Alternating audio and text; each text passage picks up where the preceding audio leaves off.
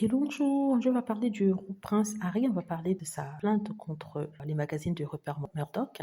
Et ici, c'est MGN. C'est un groupe de presse que possède Rupert Murdoch. Donc, comme vous le savez, le prince Harry a lancé des plaintes auprès d'un tribunal contre certains tabloïds, dont ceux possédés par Rupert Murdoch. Il y a eu justement une audience devant le tribunal afin de considérer si certaines preuves apportées par le prince Harry peuvent être ajoutées au dossier qu'il a déjà contre Rupert Murdoch, sachant qu'il a déjà gagné une autre plainte qu'il avait faite contre lui. Et cette audience était pour compléter une autre plainte qu'il avait encore faite contre un de ses tabloïds. Ce que le prince Harry a dit ici, c'est que Rupert Murdoch avait été informé des malversations dans ses tabloïds et qu'il avait aidé à couvrir ça. Et en plus de ça, il avait utilisé des techniques illégales afin d'épier le prince Harry, et ce depuis que celui-ci a 9 ans, et que les informations qui avaient été incluses dans un article, informations sur la princesse Diana, informations privées qui n'avaient pas été révélées à la presse. Et il avait réussi à avoir ça par des écoutes téléphoniques. C'est ce que le prince Harry a inclus dans sa demande.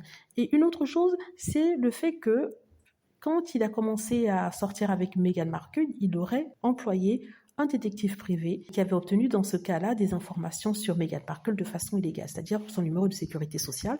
Le numéro de sécurité sociale n'est pas public, n'est pas mis à la disposition du public, c'est un document privé, mais ce monsieur-là a réussi à obtenir ça. En plus de ça, il a réussi à obtenir son numéro de téléphone qui avait été classé privé et bien d'autres choses sur Meghan Markle.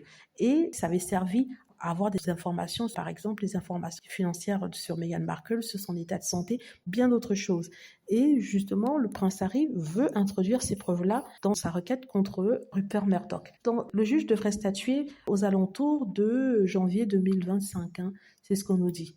Donc, je vous tiens au courant, n'est-ce pas, par rapport à ça, aussitôt qu'on a une réponse, en espérant que cette réponse sera positive, c'est-à-dire qu'il pourra introduire les preuves et qu'il gagnera son procès contre celui-ci. Voilà. Dites-moi ce que vous en pensez. J'espère que vous avez aimé la vidéo. N'hésitez pas à cliquer sur like si c'est le cas, à vous abonner pour plus de vidéos et à cliquer sur la petite cloche afin de être averti lorsque je poste une nouvelle vidéo. Merci.